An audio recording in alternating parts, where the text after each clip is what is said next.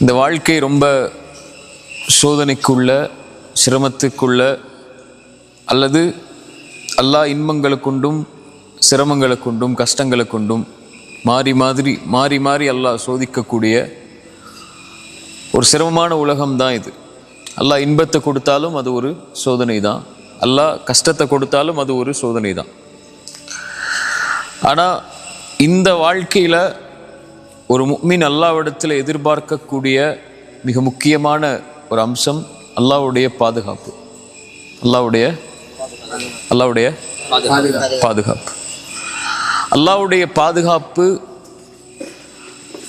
ஒரு மனிதனுக்கு இருக்குதுங்கிறதுக்குரிய அடையாளமே அல்லாஹ் அவனை பாதுகாக்கிறான்னா அவனை பாவங்கள்லேருந்து அல்லாஹ் பாதுகாப்பான்.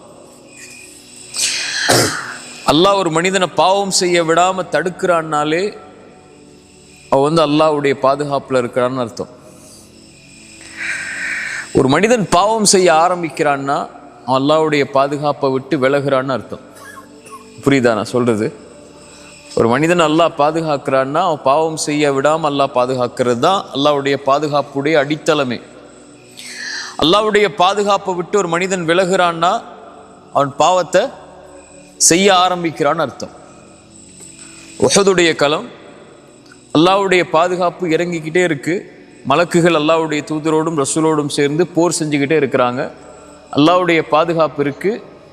சஹாபாக்கள்ல சிலர் உலகத்துடைய ஆசை கொண்டு கனிமத்துடைய பொருளை அல்லாஹ்வுடைய தூதருடைய கட்டளைக்கு மேலே அல்லாஹ்வுடைய கட்டளைக்கு ஒரு அல்லாஹ்வுடைய தூதருடைய கட்டளைக்கு ஒரு விளக்கம் கொடுத்து அந்த மலையிலிருந்து கீழே இறங்கின உடனேயே அந்த பாவத்துக்குள்ள சஹாபாக்கள்ல சிலர் ஈடுபட ஆரம்பிக்கும் போது அல்லாஹ் எதை நிறுத்திடுறான்?